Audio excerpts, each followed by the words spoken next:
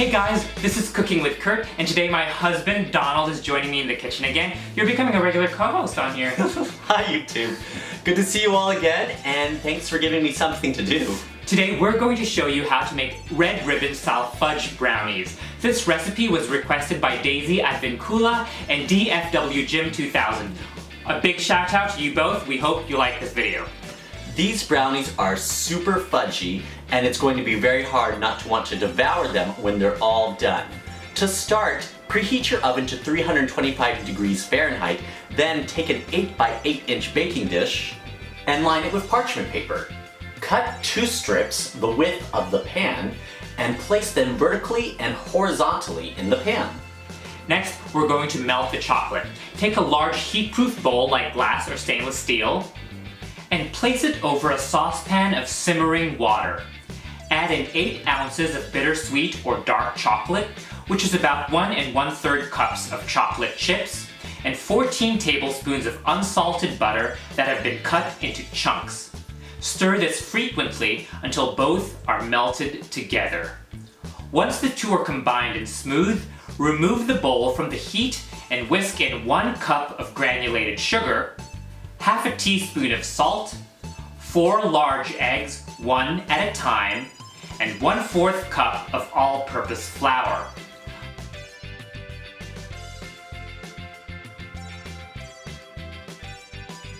Cover the bowl with plastic wrap and let it sit at room temperature for 30 minutes, allowing the batter to thicken.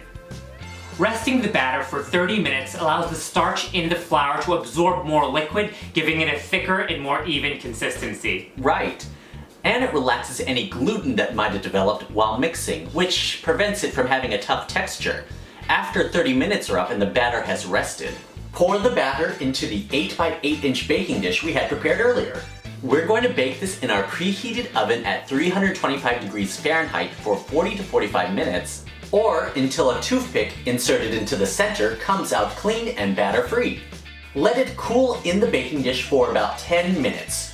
When it has cooled a bit, holding onto the parchment paper ends, remove the brownies from the baking dish and transfer it onto a cooling rack, and let it cool completely to room temperature. We're using a cooling rack to minimize any condensation at the bottom of the brownies. It's important to cool the brownies completely to room temperature in order to get neat slices with straight edges. When the brownies have cooled, transfer them along with the parchment paper onto a chopping board. Take a large knife, and we recommend dipping your knife in hot water, wiping it dry, then making a cut by bringing the knife down firmly and pulling it back completely with no seesawing motion. Repeat the dipping and wiping process after each cut. We usually cut them into 16 pieces.